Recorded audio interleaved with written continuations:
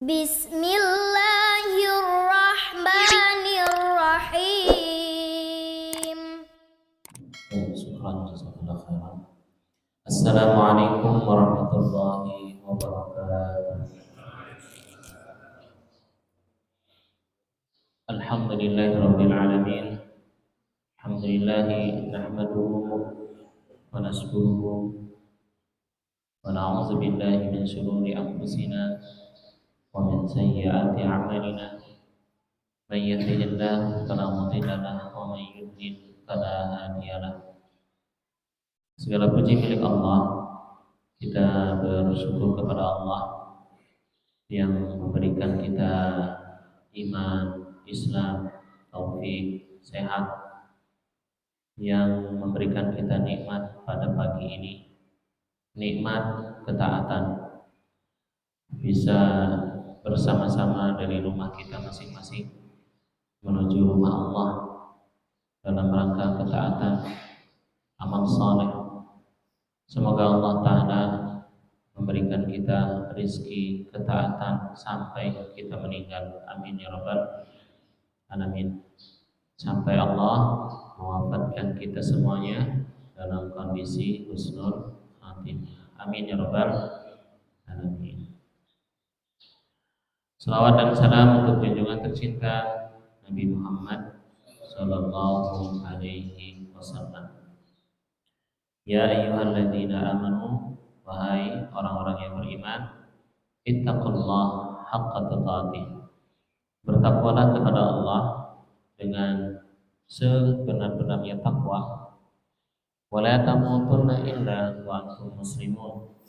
Jangan sampai meninggal kecuali status kita sebagai seorang muslim.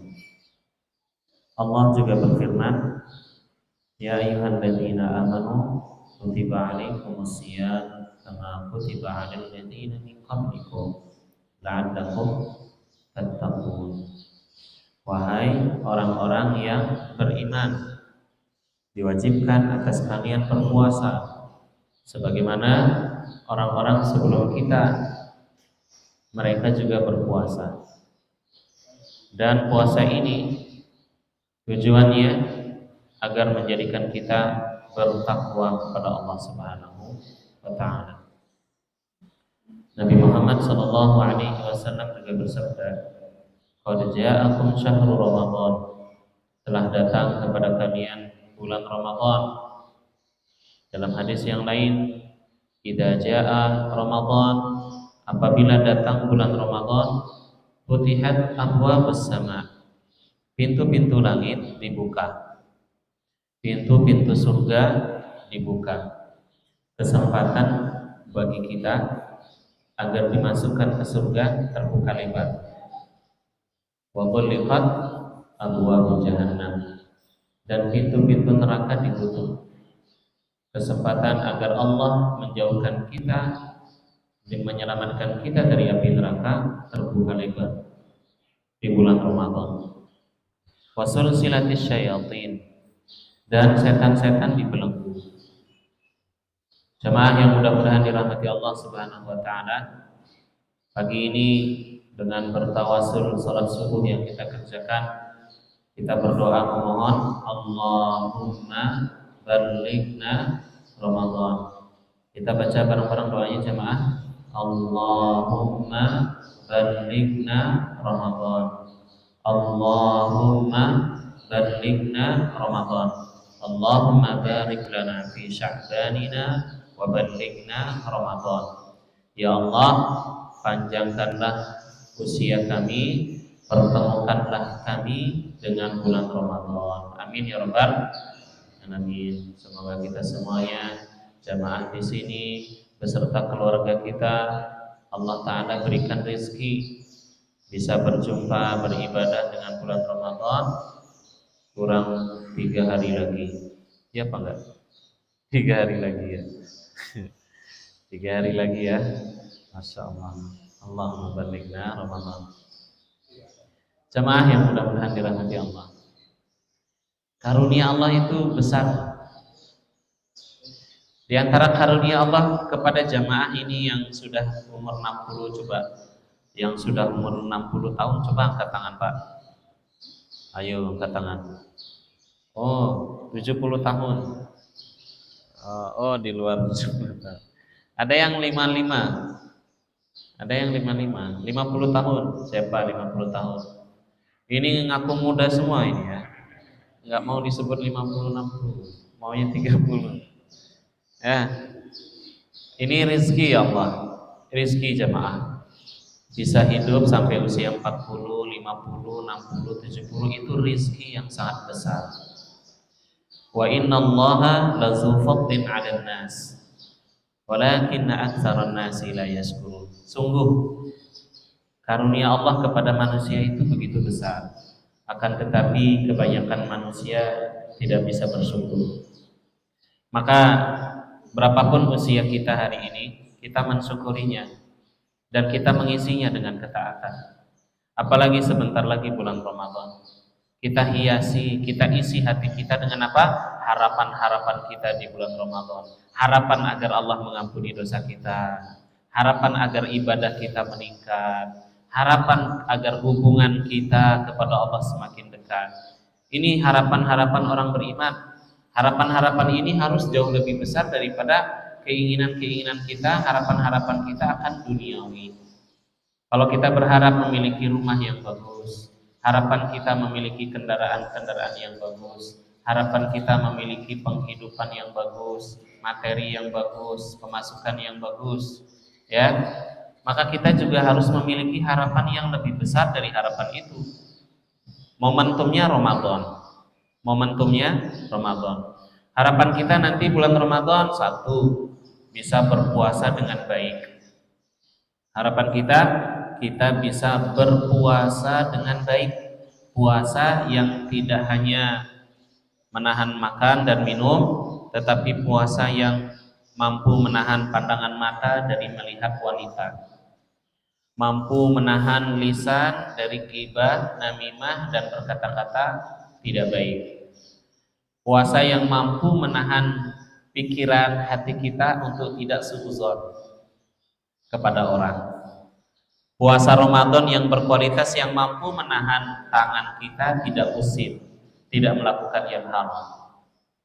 Puasa yang mampu menahan kaki kita tidak pergi ke tempat-tempat yang tidak baik, apalagi ke tempat-tempat yang menambah maksiat kita, menambah jauhnya kita dari Allah. Ini puasa terbaik. Ini harapan-harapan kita nanti Ramadan. Harapan kita yang kedua, Ramadan bisa mengerjakan sholat 5 waktu dengan sangat baik. Ya jamaah, sekarang pasang target Ramadan nanti, bismillah, semoga Allah bantu. Insya Allah kita berniat semoga bulan Ramadan kita bisa full sholat berjamaah di masjid. Amin ya rabbal alamin. Kita berusaha dengan kemampuan kesanggupan kita masing-masing. Semoga nanti bulan Ramadan kita bisa sholat 5 waktu berjamaah di masjid. Kemudian harapan kita sholat sunnahnya dikerjakan. Minimal sholat sunnah rawatib, 2 rakaat sebelum subuh, 2 rakaat sebelum zuhur, 2 rakaat setelah zuhur, 2 rakaat setelah maghrib, 2 rakaat setelah isya. Kita jaga, kita targetkan, tidak ditinggalkan. Kemudian sholat duha pagi 2 rakaat. Sholat malam paling sedikit jamaah. Sekarang ya, 3 hari ini kita persiapan 3 hari ini menjelang Ramadan jamaah. Mari kita biasakan bangun sebelum atau bangun di waktu sahur, waktu paling akhir. Ya, kita biasakan 3 hari ini kita latih diri kita. Besok Senin puasa sunnah, pemanasan, biar nanti Ramadan tidak kaget. Tidak ada kata terlambat. Kalau ulama dulu 6 bulan sebelum Ramadan persiapannya luar biasa. Ya kita 3 hari sebelum Ramadan. Tidak ada kata terlambat. Tidak ada kata terlambat. Terlambat itu nauzubillah kalau sudah sakaratul maut, kondisi kita lalai. Itu terlambatnya nauzubillah. Sekarang kita belum terlambat. Walau masih punya 3-4 hari Ramadan, ya Besok puasa Senin, kemudian sholatnya kita perbaiki, dan malam hari jemaah biasakan bangun sebelum sahur. Sholat malam paling sedikit 2 rakaat. Kemudian selesai sholat malam, sholat witir paling sedikit 1 rakaat. Jadi jamaah sholatnya 2-1. Ya nggak jamaah? Sholatnya tiap malam 21. 2 rakaat qiyamul lail, 1 witir. Ini paling hemat. Nggak apa-apa daripada enggak sama sekali, daripada tidak sama sekali. Ya kita nggak sanggup mungkin lama-lama, ya sanggupnya 2 rakaat nggak apa-apa. Sholat witir paling sedang 3 rakaat. Sholat witir disunnahkan dikerjakan setiap malam. Saya ulangi, sholat witir disunnahkan dikerjakan setiap malam. Tidak hanya witir dikerjakan, disunnahkan di bulan Ramadan. Kapan mulai mengerjakan sholat witir jemaah? Setelah Isya. Setelah sholat Isya. Waktu mulai mengerjakan sholat witir, waktunya boleh dipilih mana yang paling sanggup kita kerjakan, ya silakan dipilih. Boleh setelah sholat Isya, boleh dikerjakan sebelum tidur, boleh dikerjakan di pertengahan malam. Di awal malam berarti habis Isya sampai sebelum tidur. Boleh dikerjakan di sepertiga akhir, dan ini waktu terbaik mengerjakan sholat witir di sepertiga akhir. Jadi malam ini, waktu malam kita bagi 3. Bagian malam pertama di awal, kemudian di tengah, kemudian di sepertiga akhir. Sepertiga akhir itu yang paling bagus. Kalau nggak mampu sepertiga akhir sholat witir, maka sholat witir habis sholat Isya.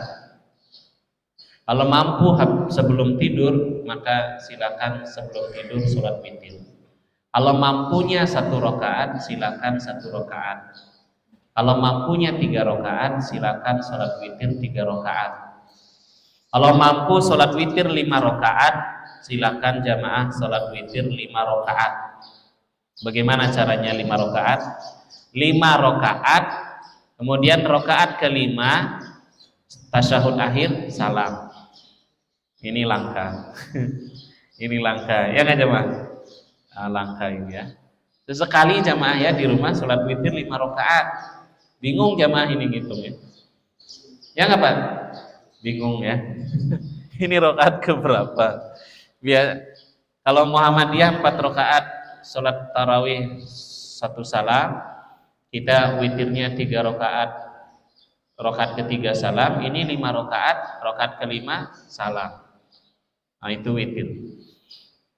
Kemudian yang perlu diketahui, la witrani fil laili. Tidak ada sholat witir 2 kali dalam semalam. Artinya kalau sudah sholat witir habis Isya, nanti malam jangan sholat witir lagi. Maksudnya nanti malam qiyamul lail, sholat malam, tapi tidak sholat witir lagi, cuman sholat malam. Gitu ya jemaah, hanya sholat malam. Yang sudah sholat witir habis Isya, tidak sholat lagi di waktu malam, karena tadi sudah witir. Yang belum sholat witir habis tarawih atau habis Isya, maka dia sholat witir nanti sepertiga akhir. Jamaah yang mudah-mudahan dirahmati Allah. Ini harapan-harapan kita ya, bulan Ramadan. Al-Quran, jamaah. Al-Quran minimal selama Ramadan jamaah 1 kali hatam tadarusnya. Sekarang kita udah berniat minimal 1 kali hatam. Kalau ditambah, masya Allah 2 kali, 3 kali, 4 kali, wah habis waktu buat baca Quran ya. Ini target kita. Kemudian target kita Ramadan, sedekah. Berlomba-lomba sedekah. Syukran jazakallahu khairan. Sedekah dengan pahalanya orang puasa, sedekah takjil. Jamaah yang paling gampang dikerjakan jamaah itu apa? Sedekah 1 kardus air mineral. Ya, dikasih ke masjid-masjid mushola yang di situ setiap hari buka bersama. Jadi jamaah diambil 1 air mineralnya itu sama jamaah yang buka puasa di masjid, dapat pahala puasanya orang itu. Satu kardus ada berapa isi air mineral itu? 48, Masya Allah. Sangat beruntung jamaah ya. Sedekah 1 kardus air mineral yang buka puasa 48 orang. Jamaah dapat pahala puasa 48 orang. Untung gak jamaah? Untung. Biar untung, selektif. Maksudnya selektif, cari masjid yang memang di situ maksimal itu sedekahnya dipakai sama jamaah. Daripada mohon maaf ditumpuk-tumpuk sampai luar Ramadan. Air mineralnya ditumpuk sampai luar Ramadan gak habis. Cari masjid yang memang jamaah itu sudah niat banget agar sedekahnya itu dipakai sama jamaah buat buka bersama. Sekurang-kurangnya 1 kardus ya air mineral. Wah, ini nanti Masjid Nurul Falak kebanjiran air mineral di sini. Ya, sama waktu nanti itikaf buat sahur. Ini target kita, semoga Allah teguhkan hati kita. Amin ya rabbal. Sedekah utama memberi makan orang berpuasa. Ini yang insya Allah saya optimis ya, kalau kajian-kajian tarhib Ramadan, persiapan Ramadan itu semua masjid atau kajian tentang Ramadan ini setiap sebelum Ramadan terutama ya, keutamaan Ramadan itu dibahas sebelum Ramadan agar sudah punya niat apa yang akan dilakukan sebelum pas Ramadan. Ini kalau di Indonesia ini rutin dikerjakan, insya Allah kita bisa seperti Mesir. Indonesia bisa seperti Mesir, yang mohon maaf ekonomi rakyat Mesir itu tidak seperti Indonesia mungkin ya, apalagi tidak seperti Malaysia. Sama, banyak orang miskin di Mesir, tapi luar biasa semangat sedekah Ramadan di bulan Ramadan. Rakyat Mesir itu besar. Di Mesir itu besar. Tradisi memberi makan dan sedekah bulan Ramadan itu luar biasa. Di Mesir, di Sudan, di Qatar, di Dubai, di Emirat, di Saudi, itu lomba-lomba orang itu sedekah. Alhamdulillah kita juga melihat fenomena yang sama di negara kita Indonesia. Bulan Ramadan itu ya, kalau kita lewat di lingkungan kampus ada mahasiswa yang bagi-bagi takjil gratis. Apalagi di lingkungan masjid, Masya Allah makanan berlimpah. Ini menandakan semangat kaum muslim beribadah di bulan Ramadan luar biasa. Ini momentum kita. Jamaah yang mudah-mudahan dirahmati Allah Subhanahu wa taala. Apa yang harus kita lakukan 3 hari ini dan Ramadan nanti dan selesai Ramadan nanti agar kita istiqomah? Yang pertama, memenuhi panggilan Allah. Ya ayyuhalladzina amanu stajibu lillahi wa lirasulihi idza da'akum lima yuhyikum. Wahai orang-orang yang beriman, penuhilah panggilan Allah dan panggilan Rasul, yang apabila Allah dan Rasul memanggil kalian, Allah akan memberikan kalian kehidupan. Artinya apa? Kalau kita memenuhi panggilan Allah dengan melakukan ketaatan, melaksanakan perintah Allah, wahai orang-orang yang beriman, penuhilah, jawablah panggilan Allah. Apa itu? Semua bentuk perintah yang kita laksanakan, maka kita sudah memenuhi panggilan perintah Allah. Dan menjauhi larangan Allah, maka kita telah memenuhi panggilan Allah dan Rasulnya. Dan semua perintah, larangan, ajaran, syariat yang Allah bebankan kepada kita, kita kerjakan, maka kita telah memenuhi panggilan Allah. Apa yang akan kita dapatkan kalau kita penuhi panggilan Allah? Yuhyikum. Allah akan memberikan kalian kehidupan yang lebih baik. Allah akan memberikan kita kehidupan yang lebih baik. Di dunia saja jamaah, kita sudah melihat dengan nyata kehidupan orang-orang beriman bulan Ramadan itu bertambah baik. Di bulan Ramadan kehidupan orang-orang beriman itu bertambah baik. Imannya lebih hidup. Imannya orang-orang beriman di bulan Ramadan itu lebih hidup. Giroh semangatnya kepada Islam itu lebih tumbuh. Kecintaannya kepada sesama muslim, muncul rasa ukhuwah persaudaraan di antara muslim itu tumbuh di bulan Ramadan. Dan juga ekonomi tumbuh di bulan Ramadan. Ya enggak jemaah? Ini godaannya para pedagang, para pebisnis. 10 akhir Ramadan justru laris-larisnya. Malah 10 akhir Ramadan justru ada ibadah sunnah i'tikaf. Makanya ini yang bisnis atau yang mau bisnis diusahakan sudah bisa autopilot.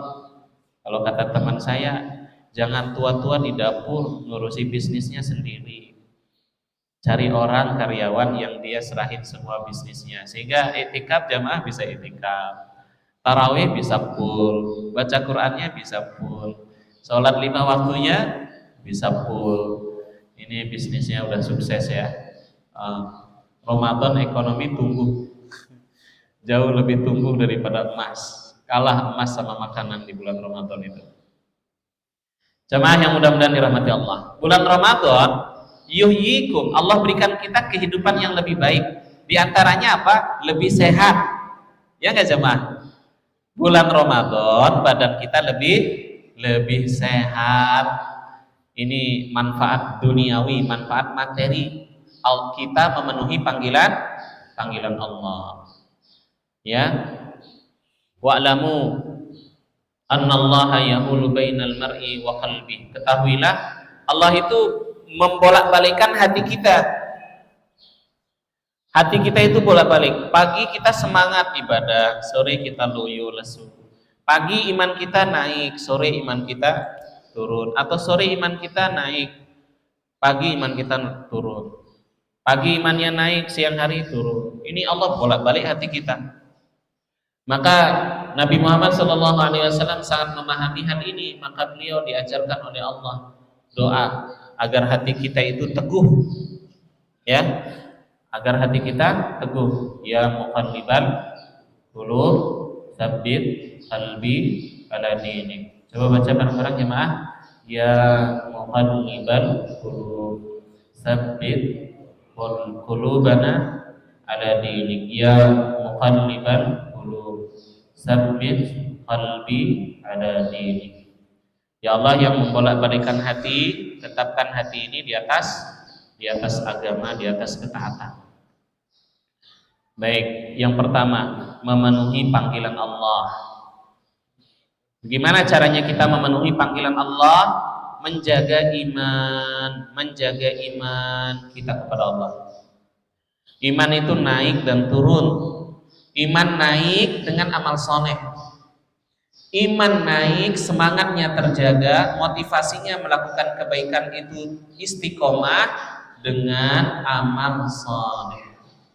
Nabi Shallallahu Alaihi Wasallam mengumpamakan iman kita ini dengan kain pakaian. Sungguh iman kalian itu akan usang, bisa usang seperti pakaian yang usang. Pakaian kalau kita pakai kan kotor. Dicuci lama-lama, jemur, pakai kotor, cuci lama, jemur, kemudian usang, dicuci lagi. Nah ini Ramadan, kita mencuci iman kita, kita bersihkan iman kita, momentumnya Ramadan. Tapi tidak hanya bulan Ramadan, dalam rangka agar iman kita ini tidak usang, makanya Allah suruh kita sholat 5 waktu, biar iman itu senantiasa terjaga. Betapa rugi dan jauhnya kita kepada Allah kalau nggak ada sholat 5 waktu ini. Bahkan dulu Allah nyuruh sholatnya 50 kali. Mungkin dalam rangka itu ya, agar iman itu senantiasa terjaga. Iman itu bisa usang sebagaimana kain pakaian kita itu. Bajunya yang sudah kotor dicuci lama-lama jadi rusak. Iman kita juga sama. Di hadapan kita ada berbagai macam yang bisa memalingkan kita dari Allah. Itu bisa mengusangkan iman, bisa melemahkan iman. Nah dengan amal soleh terjaga. Dan amal soleh yang paling utama yang paling mampu menjaga iman kita adalah sholat 5 waktu.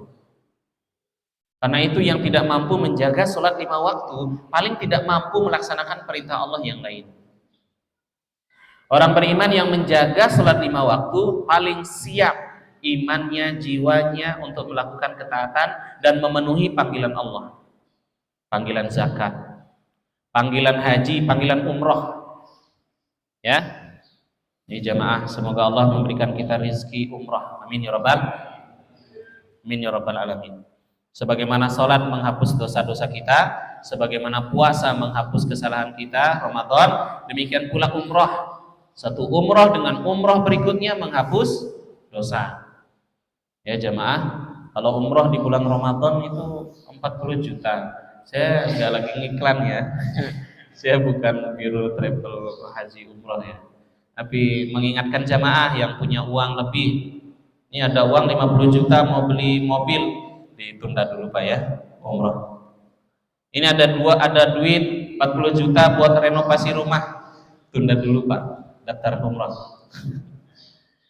Karena umrah dan haji jamaah ini motivasi kita. Satu, umrah dan haji menghapus dosa-dosa kita. Dua, umrah dan haji menghapus kemiskinan. Jamaah kalau ingin kaya, umroh tiap tahun. Jamaah kalau ingin kaya, umroh sesering mungkin. Ya, sering-sering umroh. Ada duit 30 juta, ada keinginan beli ini, beli itu, ditahan, daftar umroh. Cari biro travel umroh yang baik, yang bagus. Nanti setelah jamaah korbankan uang 35 juta itu untuk umroh, Allah ganti, nggak ada duit habis.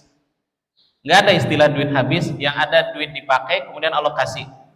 Duit habis artinya apa? Duit akan datang lagi. Ini prinsip saya dari sejak kuliah itu. Ya, duit habis artinya duit akan datang lagi. Ini buat para ibu ya, jangan khawatir kalau gaji suami sudah limit. Gaji suami habis artinya bakal dapat gaji lagi ya ibu-ibu ya. Duit suami habis artinya akan Allah kasih duit suaminya ibu dari arah yang nggak disangka-sangka. Punya duit 40-30 juta dikorbankan buat umroh, Allah akan ganti nanti itu. Imannya Allah perbaharui di depan Ka'bah itu. Imannya Allah perbaharui daripada dunia di Purwokerto ini kita sibuk kerja pagi, siang, malam kita sibuk kerja. Kita punya kemampuan untuk umroh, tapi kita karena nggak ada kemauan, akhirnya nggak berangkat. Padahal kemampuan ada, kemauannya yang belum tumbuh kuat. Ya, kemauannya itu belum tumbuh kuat. Kalau bisa beli NMAX cash, NMAX-nya ditahan dulu ya. Di daftar umroh. Habis umroh Allah kasih buka pintu rizki itu, buka pintu rizki.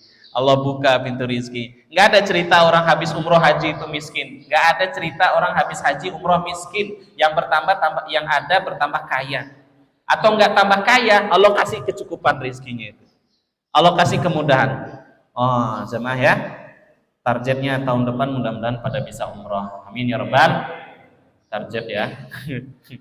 Ditabung duitnya, gajinya ditabung 2 juta sebulan, 3 juta.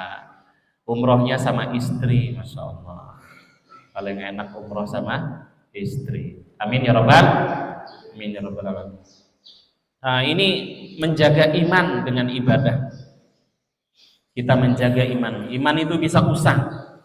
Tapi orang yang ibadahnya dijaga, Allah jaga. Dan iman itu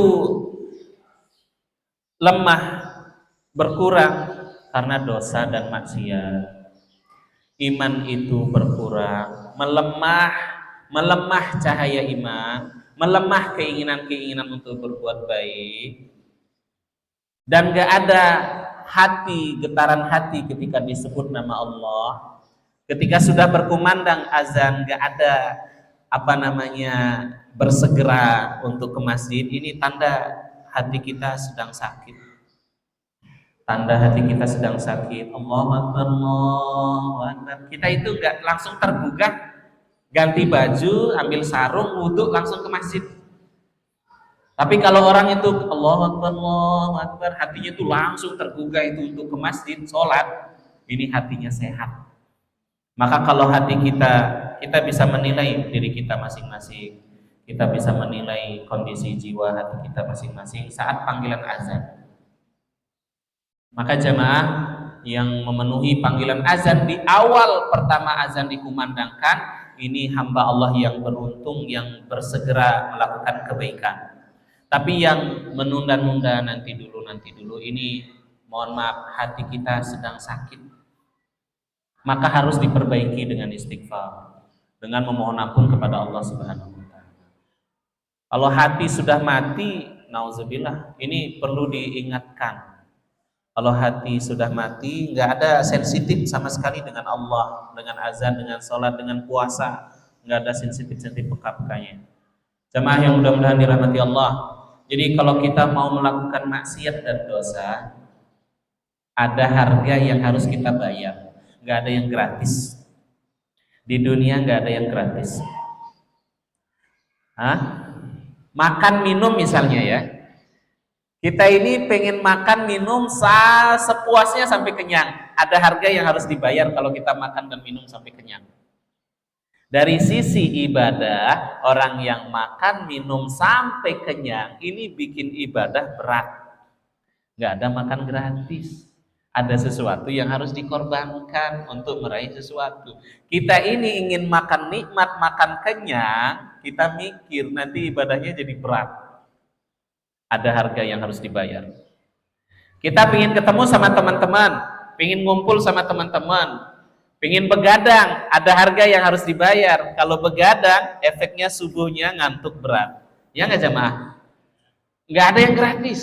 Mesti harus ada yang dikorbankan. Apakah kita memilih mengorbankan sesuatu yang lebih mulia, meninggalkan sesuatu yang nikmatnya itu sesaat? Ini begadang, ketemu sama teman, ngobrol itu nikmat. Ya nggak jamaah?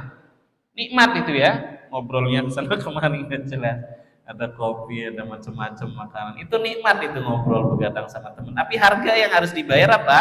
Kita nggak bisa bangun subuh, bangunnya berat, ngantuk berat, sahurnya apalagi nggak bisa, apalagi qiyamul lail begadang susah. Ya, tadi di depan alun-alun mesti saya ngelihat ada anak-anak muda itu ya. Anak-anak muda itu saya pikir begadang mungkin dari malam itu sampai subuh di alun-alun. Nikmat itu begadang kumpul sama teman-teman, tapi korbannya apa? Subuhnya berat. Orang yang banyak bicaranya jadi sering lupa. Ada harga yang harus dibayar. Kita ini mau maksiat, mau dosa. Maksiat, nikmatnya maksiat itu cuma sesaat. Tapi harga yang harus kita bayar apa? Kita sholatnya jadi nggak khusyuk. Pasti sholatnya nggak khusyuk. Bertahun-tahun sholat tidak merasakan nikmat sholat. Kenapa? Karena maksiat, dosa. Jadi dosa yang maksiat itu emang nikmat. Emang nikmat dosa itu. Tapi harga yang harus kita bayar apa? Jadi susah baca Quran. Jadi sholat ya sekedar sholat, Allahu Akbar, Assalamualaikum. Gak ada nikmatnya sholatnya itu. Itu harga yang harus kita bayar dari setiap maksiat yang kita lakukan di dunia. Sedangkan Allah memanggil, mengajak kita melakukan, meraih nikmat yang hakiki, nikmat yang abadi selamanya. Nikmat dunia yang halal silahkan dikerjakan, biar kita nggak bosen ya, biar kita nggak bosen. Jangan sampai kita itu bosan karena ibadah, biar nggak bosan. Kalau lagi semangat kerjakan semampunya. Kalau lagi imannya turun, semampunya saja, jangan memaksa. Ya, kalau biasanya baca Qur'annya itu misalnya sehari 5 lembar, kalau lagi males ya sudah nggak apa-apa selembar 2 lembar. Biasanya itu puasa Senin, Kamis, ini lagi males ya udah nggak usah puasa, makan minum saja daripada nanti bosan. Kalau sudah bosan ditinggalin sama sekali nggak dikerjakan. Ya, biasa sholat malam misalnya 8 rakaat. Kalau lagi malas sudah nggak apa-apa, sholatnya 2 rakaat. Biasanya sholat malamnya panjang lama. Kalau lagi malas, udah kerjakan 2 rakaat ringan, terus tidur. Jangan memaksa, nanti takutnya kita bosan. Kalau lagi bosan, sumpah putur, udah jalan-jalan, silakan jalan-jalan biar refresh, ya, biar segar, biar semangatnya kembali. Jalan-jalan sana ke tempat-tempat yang baik, ke tempat-tempat yang halal yang tidak membuat kita bertambah jauh dari Allah Subhanahu wa Ta'ala. Ya, biasa di masjid duduk baca Quran, biar nggak bosan jalan-jalan sama istri, jalan-jalan sama anak-anak. Itu menyegarkan pikiran. Makanya faida qudiyatis salatu fantashiru fil ardi wabtaghu min fadlillah wazkurullaha katsira. Apabila selesai salat Jumat, silakan menyebar ke muka bumi, cari karunia Allah sebanyak-banyaknya. Ingat Allah sebanyak-banyaknya. Jemaah yang mudah-mudahan dirahmati Allah. Ya, kita jaga iman kita. Iman kita ini seperti kain, seperti pakaian bisa usang. Yang paling mampu membuat iman kita ini usang, bahkan mati adalah dosa. Dosa. Jadi yang sudah merasakan nikmat baca Quran pagi-pagi, nikmat itu jangan sampai hilang dengan dosa. Dosa itu pasti menghilangkan nikmatnya ibadah. Ya. Dosa itu menghilangkan nikmatnya ibadah. Baik, kemudian yang kedua, kita memperbanyak istighfar, bertaubat kepada Allah. Wa anistaghfiru rabbakum tsumma tubu ilaihi yumatti'kum mata'an hasana. Wahai orang-orang yang beriman, beristighfarlah dengan mengucapkan astagfirullahaladzim, astagfirullahaladzim, wa tubu ilaihi, dan taubatlah kepada Allah. Wahai orang-orang yang beriman, beristighfar, memohon ampunlah kepada Allah dan bertaubatlah kepada Allah. Kalau kita bertaubat memohon ampun kepada Allah, yumatti'kum, Allah akan berikan kita kehidupan yang mata'an hasanah, kehidupan yang baik. Kalau kita bertaubat beristighfar kepada Allah, Allah akan berikan kita apa? Kehidupan yang baik. Kehidupan yang baik. Kalau dia jadi kaya yang baik. Bagaimana kaya yang baik? Kaya harta yang bikin orang itu bahagia. Kan ada orang kaya malah nggak tambah bahagia, ya nggak Pak? Kehidupan yang baik, kalau Allah jadikan dia kaya, dia jadi kaya yang bahagia. Dengan hartanya dia nggak lalai dari sholat, dari sedekah, dari zakat. Banyak orang yang tambah kaya, tambah lalai dari sholat, lalai dari zakat, lalai dari sedekah, lalai dari membantu orang. Ini bukan nikmat kalau kayak gini, hanya jadi beban hari kiamat. Nambah kaya nanti beban hari kiamat. Proses auditnya malaikat hari kiamat panjang. Makanya orang miskin sedikit harta, 500 tahun sudah masuk surga, orang kaya masih di sini ditahan, dihisab. Maka kalau kaya tidak membuat kita malah diingat sholat, menjaga sholat 5 waktu, ingat sedekah, ingat umroh, ingat haji. Malah kaya malah bikin gelisah, setelah kaya malah tambah dosa, maka ini musibah.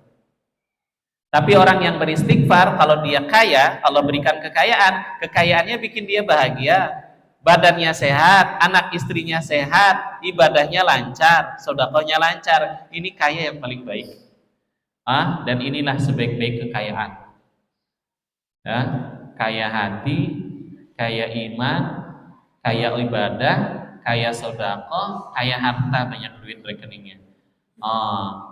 Tapi ada orang yang beristighfar, orang yang amal soleh itu nggak kaya, tapi Allah kasih kehidupan yang baik. Kalau jadi kaya yang baik. Kalau mohon maaf, yang miskin yang baik.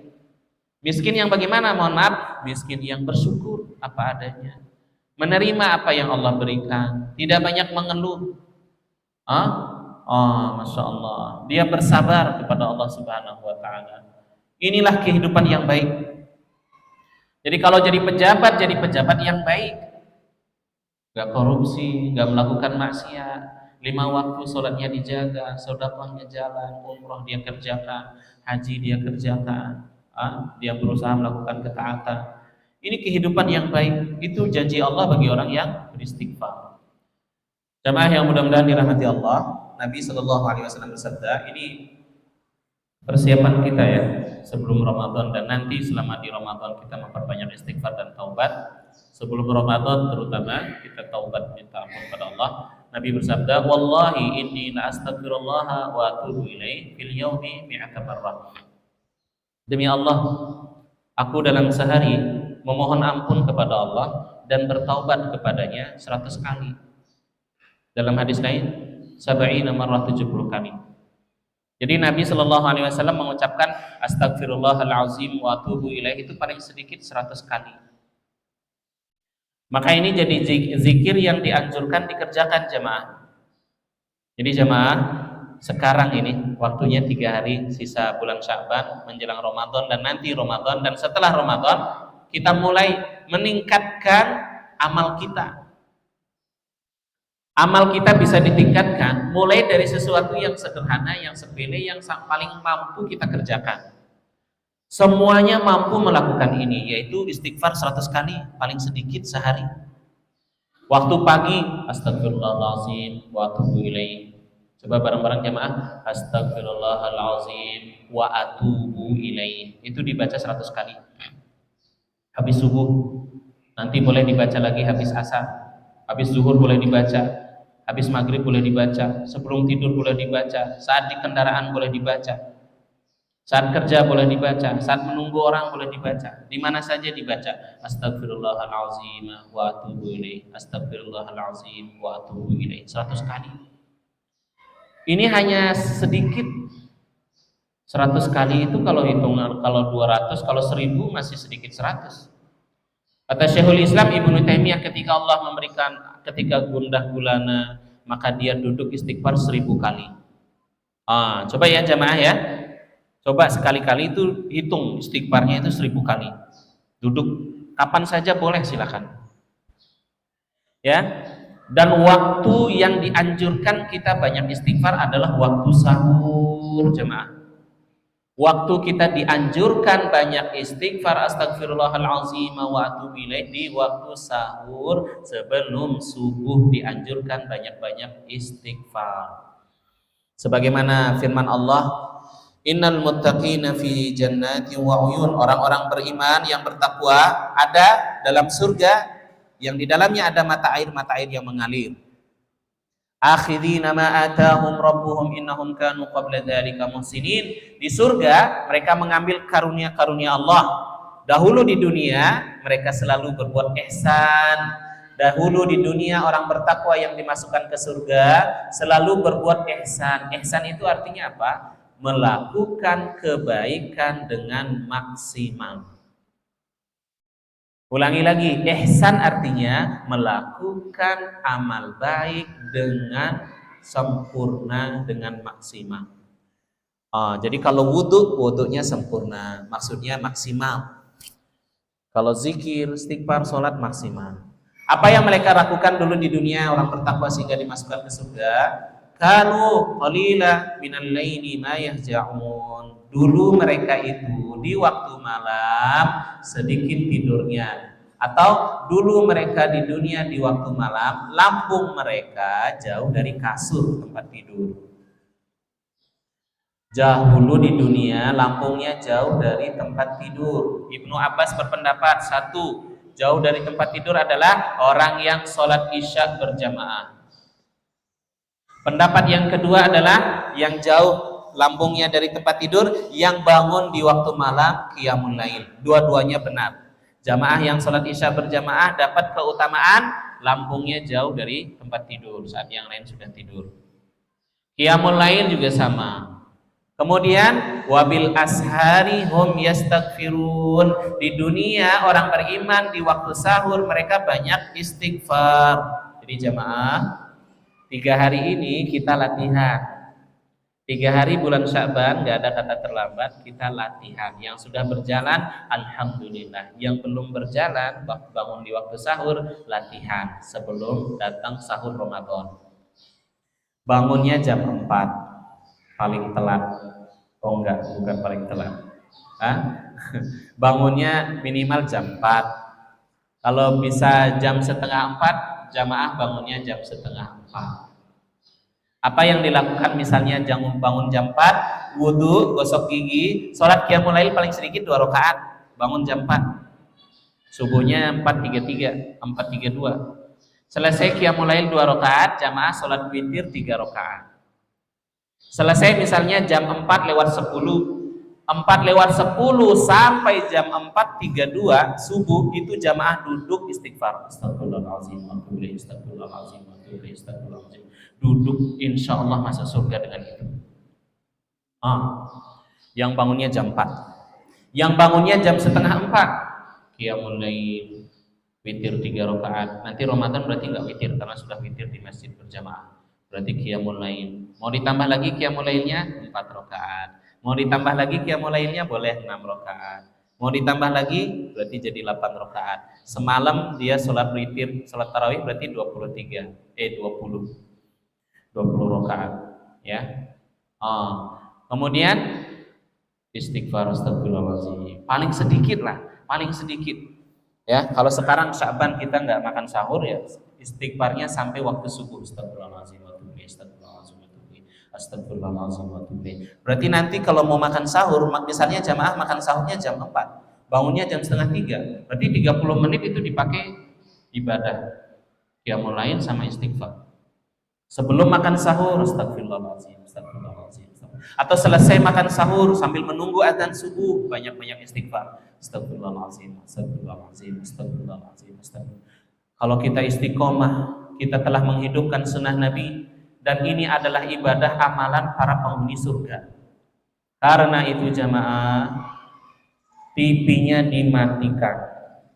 Setan-setan, musuh-musuh Islam, orang-orang munafik yang gak suka sama Islam, orang-orang munafik, musuh-musuh Allah, gak suka melihat kaum muslimin taat. Momentum kaum muslimin taat itu Ramadan. Orang-orang kafir, musuh-musuh Allah, orang-orang munafik, orang-orang liberal, orang-orang sekuler, gak suka melihat kaum muslimin itu semangat ibadah di bulan Ramadan. Makanya bikin acara macam-macam itu biar kaum muslim itu lalai. Auzubillah, bikin konser di bulan Ramadan. Ya. Makanya acara-acara TV setan semua itu, apalagi makan sahur, acara komedi, acara drama, matikan TV-nya, sama HP-nya juga dimatiin. Nggak nonton TV tapi nonton YouTube. Sama aja. Ini waktu sahur, ya ibu-ibu, di waktu sahur Shopee-nya dimatiin. Shopee-nya dimatiin, Tokopedia dimatiin, YouTube-nya dimatiin, Instagram-nya dimatiin, TikTok-nya dimatiin, WhatsApp-nya dimatiin. HP-nya taruh jauh, duduk, astagfirullahaladzim, astagfirullahaladzim. Ini kapan lagi? Kapan lagi? Mungkin hal ini jarang kita lakukan. Sekaranglah momennya. 3 hari bulan Sya'ban, 3 hari menjelang Ramadan. Nah, Ramadan kita latih. Ramadan kita latih. Tidak hanya bangun untuk makan sahur saja. Setelah makan sahur, astagfirullahaladzim, sampai azan subuh. Kalau ngantuk silakan tidur. Kalau ngantuk silakan tidur, daripada nanti subuhnya ngantukan. Ya jamaah bangunnya jam setengah 3. Selesai qiyamul lail jam 3. Silakan jamaah tidur lagi, pasang alarm bangun jam 4. Pasang alarm bangun jam 4. Kebablasan tidur. Nggak makan sahur, kelewatan subuh. Nggak apa-apa, namanya juga manusia. Namanya juga manusia. Kadang kita salah. Sudah berencana berbuat baik, tetap salah. Nah, inilah manusia. Apalagi sudah nggak ada rencana baik, ya jadinya salah. Wajar niat tidur 15 menit, malah tidurnya 5 jam. Inilah manusia. Allah memaklumi kita. Allah itu banyak memaklumi kita. Bagaimana Allah memaklumi kita? Kalau kita lupa, Allah maafkan. Kalau kita nggak sengaja salah, Allah maafkan. Kalau kita sengaja berbuat salah, Allah maafkan dengan istighfar dan taubat. Banyak sekali maklumnya dari Allah untuk kita ini. Jadi, ya, selesai qiyamul lail, tidur jamaah, tidur. Silakan tidur. Kalau mampu melek, ya silakan melek dengan istighfar. Jangan isi waktunya dengan YouTube, apalagi game, ya. Kalau anak muda yang senang game. Jangan isi waktu sahur itu dengan nonton TV, Raffi Ahmad, siapalah artis-artis itu. Enggak manfaat, enggak faedah, dan merusak waktu yang sangat berharga yang dengannya kalau kita isi Allah masukkan kita ke surga, kita isi dengan lawakan komedi, tayangan-tayangan, tontonan-tontonan. Rugi sekali kita ini.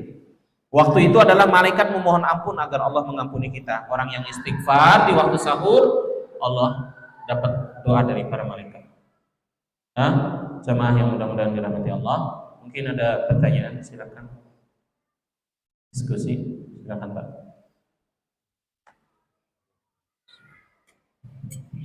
Assalamualaikum warahmatullahi wabarakatuh. Tanya Ustaz, ini Silakan. untuk pelaksanaan puasa. Untuk masalah berarti tidak menurut apa yang sudah masuk. Fidyah untuk orang yang uzur. Ya. Ya. Ini kan kami posisi orang tua kami dan ada di sini cuma itu tidak apa-apa. Terus untuk pelaksanaan pengajian ini gimana? Apakah itu sesuai dengan uang atau dengan makanan? Terus ini kan untuk anak-anaknya juga apakah mereka sudah dibutuhkan untuk penggantian idealnya atau sama ya gitu. Baik. Terus untuk wujudnya itu apakah makanan itu bisa dibeli atau harus dibeli sendiri? Baik. Assalamualaikum warahmatullahi wabarakatuh. Terima kasih. Yang pertama, man kana maridun aw 'ala safarin wa 'alal ladzina yutiqunahu fidyatun ta'amu masakin.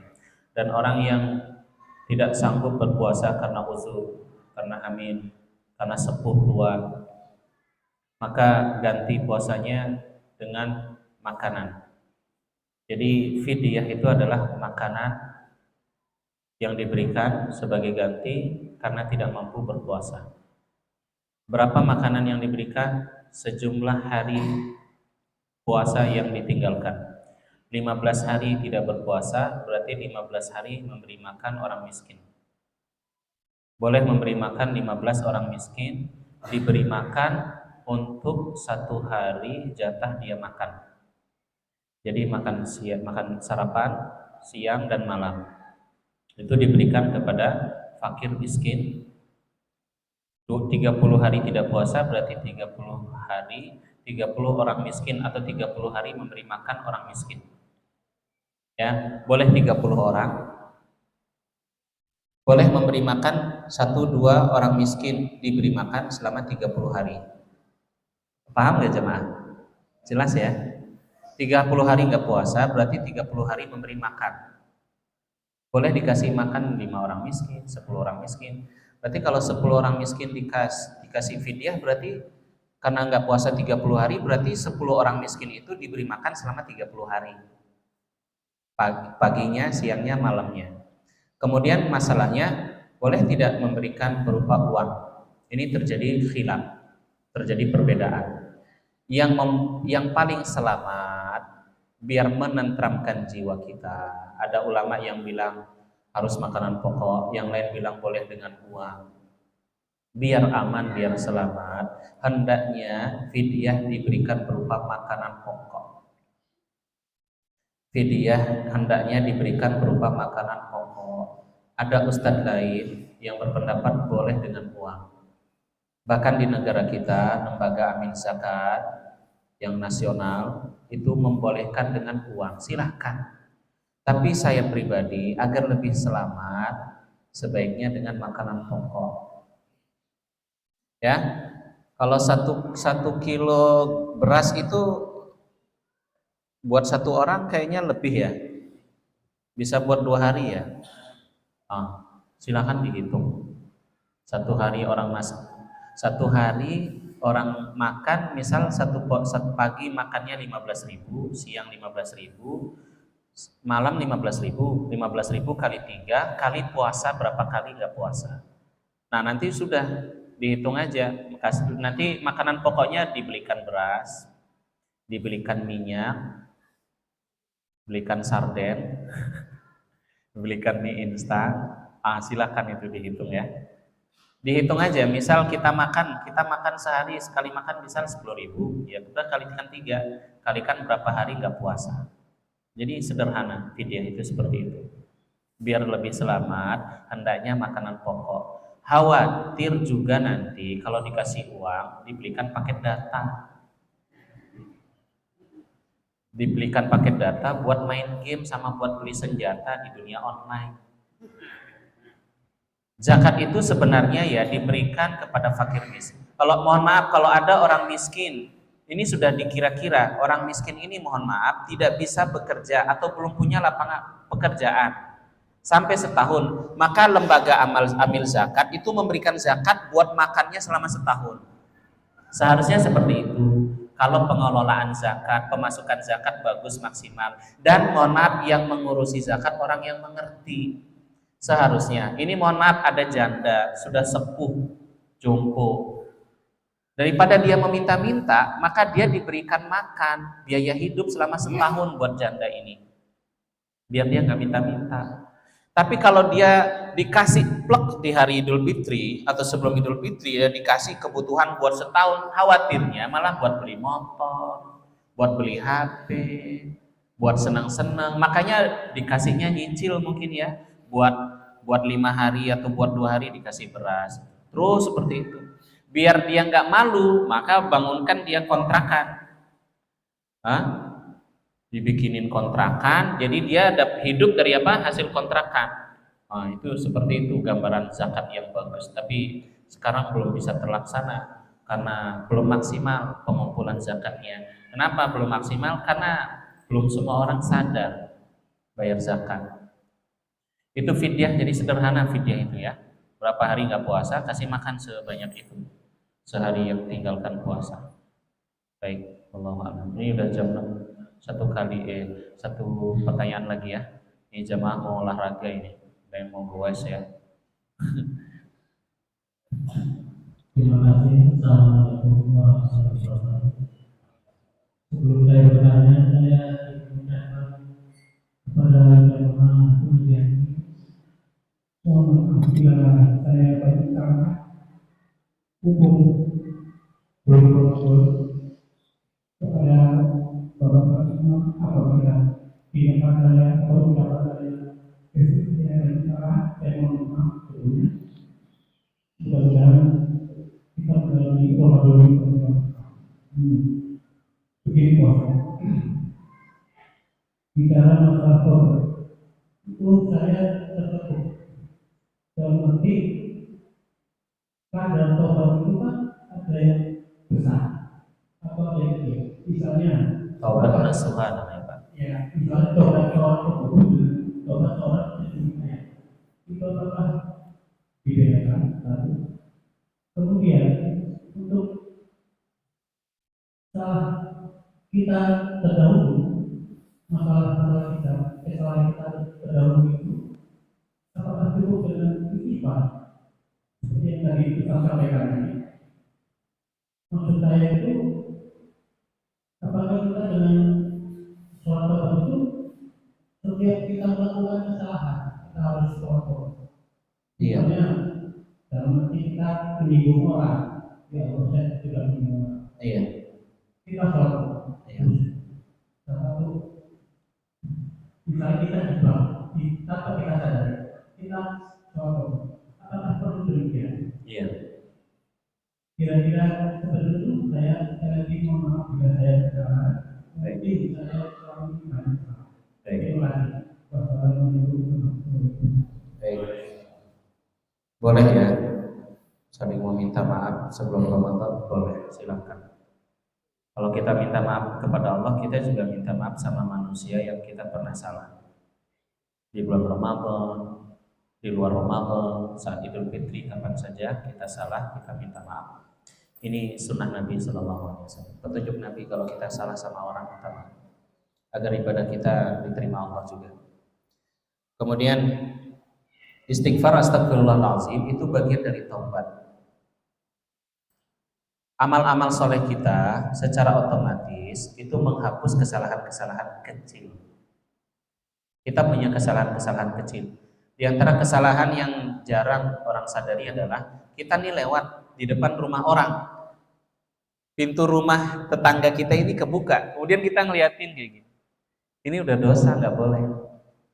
Ngeliatin daleman rumah tetangga kita lagi lewat di depan rumah tetangga, kita liatin, ini nggak boleh dan itu dosa. Di jalan lalu lintas kita ngeliatin rambut wanita, kita dosa. Di jalan kita ngeliatin mohon maaf kaki wanita yang putih, kita dosa. Dengerin nyanyian, dengerin lagu-lagu, kita dosa. Ya, ini dosa-dosa kecil otomatis terhapus dengan sholat, dengan zikir, dengan baca Quran, dengan sholat, semuanya, dengan istighfar, astagfirullahaladzim. Adapun dosa besar, mencuri, membunuh, makan riba, durhaka, meninggalkan sholat, syirik, sihir, dan yang lainnya itu butuh taubat nasuha. Taubat nasuha totalitas, kemudian tidak kembali lagi kepada kesalahan yang pernah dikerjakan, diiringi penyesalan. Nah, kalau sekarang sudah hijrah, sekarang udah tobat. Teringat sama mantannya dulu ya, pernah jalan-jalan, senyum-senyum, ketawa-ketawa, berarti nggak serius tobatnya. Teringat dengan mantan ya, kenangan lama, senyum-senyum, ketawa-ketawa, ini berarti nggak serius ini tobatnya. Diiringi dengan penyesalan. Ya, ini taubat nasuha dibutuhkan bagi setiap orang beriman. Allah memanggil kita untuk taubat nasuha, baik dosa kecil, apalagi dosa besar. Ya, apalagi dosa besar. Ya benar, sholat 2 rakaat setelah berbuat dosa itu menghapus kesalahan. Jangankan sholat 2 rakaat, istighfar, kita ini berbuat dosa, kemudian astagfirullahaladzim, itu menghapus kesalahan. Jadi semua kesalahan-kesalahan kecil terhapus otomatis dengan amal soleh. Adapun dosa besar butuh taubat nasuha dengan memenuhi syarat-syaratnya. Kalau ada hak orang yang diambil, dikembalikan, baru diterima taubatnya. Wallahu a'lam bishawab. Semoga Allah membalikna Ramadan. Terima kasih banyak. Mohon maaf apabila ada yang kurang. Semoga Allah menerima amal ibadah kita. Assalamualaikum warahmatullahi wabarakatuh.